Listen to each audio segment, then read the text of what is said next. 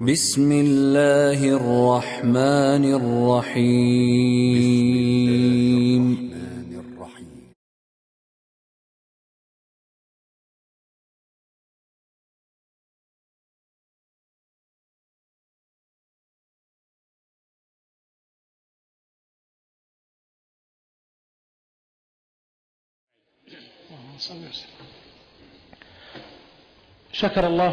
Пусть Аллах проявит к вам благодарность, уважаемый шейх, за это разъяснение, и пусть Он принесет нам посредством этого пользу и сделает это на весах ваших благих дел. Я прошу разрешения у шейха задать некоторые вопросы, которые были присланы нам через сайт, и также вопросы присутствующих.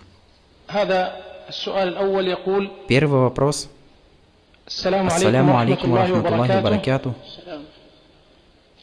Этот спрашивающий, находящийся за пределами королевства, задает вопрос через сайт, каково положение молитвы, совершающейся во время восхода солнца, и каково положение раздачи четок для поминания Аллаха людям в мечетях. Положение чего? Положение молитвы, совершающейся во время восхода солнца. Молитва во время восхода солнца? Да. То есть молитва ад-духа? Нет молитвы во время восхода солнца. Запрещено совершать молитву во время восхода солнца. Однако молитва совершается, когда солнце поднялось до того времени, пока солнце не станет в зените. Все это время для молитвы ад-духа. Что касается раздачи четок, то нет в этом нужды. Пусть восхвалят Аллаха, используя пальцы для счета, это лучше. Есть опасения, что это признак суфистов, потому что они неразлучны с четками, одевают их на шею, и это одно из их проявлений. Этот вопрос также был задан через сайт. Спрашивающий из Алжира говорит: уважаемый шейх, какова норма волос бороды, сбривать которую запрещено? И входят ли в бороду волосы, которые растут между нижней губой и подбородком, а также волосы, растущие на шее и лице? Борода, как упомянули ученые, это то, что выросло на скулах, то есть щеках и подбородке. То, что выросло на щеках и подбородке. Это и есть борода. К ней относится то, что между нижней губой и подбородком. Мы не трогаем волосы этой части, не подстригая, не убирая их. Однако оставляем так, как создал Аллах, пречистен и возвышен. Нет запрета на то, чтобы ты чистил свою бороду, нет запрета мыть ее, нет запрета, чтобы ты наносил на нее благовония. А что касается того, чтобы ты подстригал ее, уменьшал ее, нет. Борода — это красота для тебя. Это признак мужества. Так почему же ты пытаешься сделать что-то с ней? Наоборот, проявляй терпение. Это подобно женщинам, которых не волнует ничего, кроме бровей, и несерьезное отношение к ним. А посланник Аллаха, мир ему и благословение Аллаха, проклял женщин, которые выщипывают брови, и тех, которым выщипывают брови, и приказал мужчинам опускать бороду. И когда шайтан увидел эту сунну, обольстил мужчин на ненависть к бороде, а женщин обольстил на ненависть к бровям. Нет силы и мощи ни у кого, кроме Аллаха. Пусть Аллах проявит к вам добро, уважаемый шейх. Спрашивающий говорит: уважаемый шейх, я совершил погребальную молитву в мечети больницы, и когда мы добрались до кладбища, люди совершили погребальную молитву, и я совершил ее вместе с ними еще раз. Является ли мой поступок дозволенным? Разъясните мне, пусть Аллах вознаградит вас. Нет ничего страшного в этом. Это обращение с мольбой за мертвого. Чем больше ты обращаешься за него с мольбой, тем лучше. Совершай погребальную молитву за него несколько раз. Пусть Аллах проявит к вам добро. Этот вопрос из Алжира. Брат говорит: я работаю с компьютером в компании, которой владеют христиане. Они не разрешают копирование программ, а мы копируем их и используем в требовании знаний. Это не дозволено. Это является их правами, и мы не должны поступать с ними вероломно. Не должны брать их имущество. Нельзя проявлять к ним вероломство, говоря, что они христиане. Нет, это вероломство. Это их права, и мы не покушаемся на них. До тех пор, пока они запрещают это их право. Мы не поступаем с ними несправедливо, говоря это из призыва. Нет, это не относится к призыву. Это его искажение. Ислам противодействует этому, посягательству на имущество и права людей, даже если они являются неверующими. Пусть Аллах проявит к вам добро. Спрашивающий говорит: если больного человека задела медсестра, получает ли он за это грех?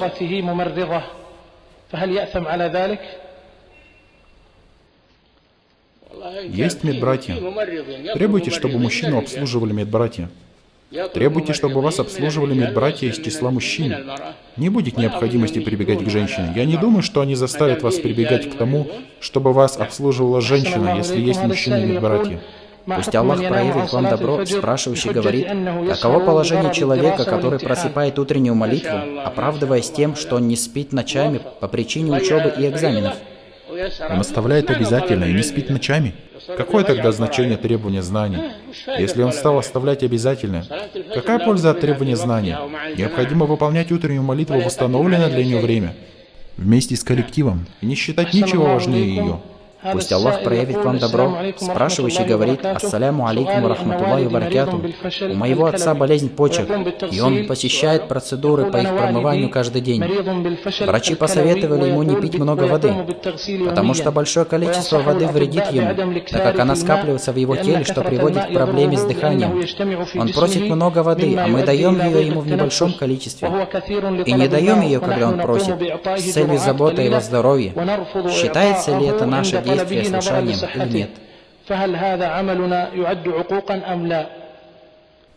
Не давайте ему, кроме как по указанию врачей. Следуйте их указаниям, потому что они лучше знают, что подходит ему, а он не знает, в чем для него польза. Обращайтесь к врачам, чтобы знать, какое количество воды необходимо давать ему и сколько раз. Пусть Аллах проявит к вам добро. Женщина из Голландии говорит о том, что она просит своего мужа купить дом путем ростовщичества. Каково же положение этого? Это не дозволено. Ростовщичество не дозволено. Ни в домах, ни в чем-либо другом. Но Аллах дозволил торговлю и запретил ростовщичество. Аллах проклял берущего в долг ростовщика и занимающегося ростовщичеством, а также писца и двух его свидетелей. Ростовщичество запрещено и не дозволено. Если человек не владеет домом, пусть снимает в аренду. Тот, кто не имеет дома, пусть терпит и снимает в аренду до того момента, пока он сможет приобрести дом. Пусть Аллах проявит к вам добро. Этот вопрос связан с темой лекции. Каково положение того человека, который порицает того, кто выступает с порицанием правителя перед людьми? Такому делается наставление. Может быть, он является невеждой и не знает, и считает это проявлением ревности. Такому делается наставление, и оно делается между ним и тобой. Ему делается наставление и указывается на истину. Пусть Аллах проявит к вам добро. Спрашивающий говорит, обращение с мольбой после молитвы выполняется с поднятием рук или без? После обязательной молитвы не поднимаются руки, потому что это не приведено. Их поднятие после обязательной молитвы является нововведением. А что касается их поднятия после дополнительной молитвы, то нет запрета на это. Пусть Аллах проявит к вам добро. Этот вопрос также связан с сегодняшней лекцией. Брат говорит, говорят, что необходимо подчиняться правителю только в тех странах, в которых судят по шариату, так как есть другие страны, в которых не судят по нему. Каково положение подчинения в тех странах, в которых судят по установленным людьми законам? Если ты не подчиняешься правителю этих стран, то уезжай оттуда. Уезжай оттуда. Как ты остаешься в этих странах, если ты не подчиняешься, нарушаешь, ослушаешься? Не оставайся в них. Пусть Аллах проявит к вам добро.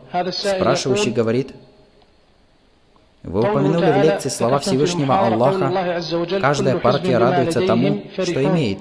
По какой причине был ниспослан этот аят? Но они разорвали свою религию на части, то есть книги. У них книги, которые они пишут. И каждая группа следует своей книге, а она противоречит книге Аллаха и сунне его посланника, мир ему и благословение Аллаха. И они также радуются этому. Он не говорит, я боюсь, что я ошибаюсь, я вернусь к истине, если узнаю. Нет, такой доволен. Он считает, что он на истине. В этом проблема. Это наказание для него, то, что он радуется лжи и не боится. Пусть Аллах проявит к вам добро. Есть те, которые не относятся к обладателям знания, но однако они берут на себя ответственность говорить о происшествиях, которые нуждаются в шариатском разъяснении, независимо от того, случились ли они недавно или давно. Считается ли это из того, что разделяет слово? Мы не знаем о его словах, и не дозволено разговаривать об этих происшествиях, кроме как обладателям знания. Когда до них доходит известие о безопасности, это и есть то, о чем идет речь. Или опасности, они разглашают его. Если бы они обратились с ним к посланнику, это возвращается к персоне пророка и к обладателям знания, и также к тем, кто управляет делами мусульман, занимается политическими вопросами, к управляющим, вместе с обладателями знания в шариате, возвращаются к ним с этими проблемами, чтобы они разобрались в них.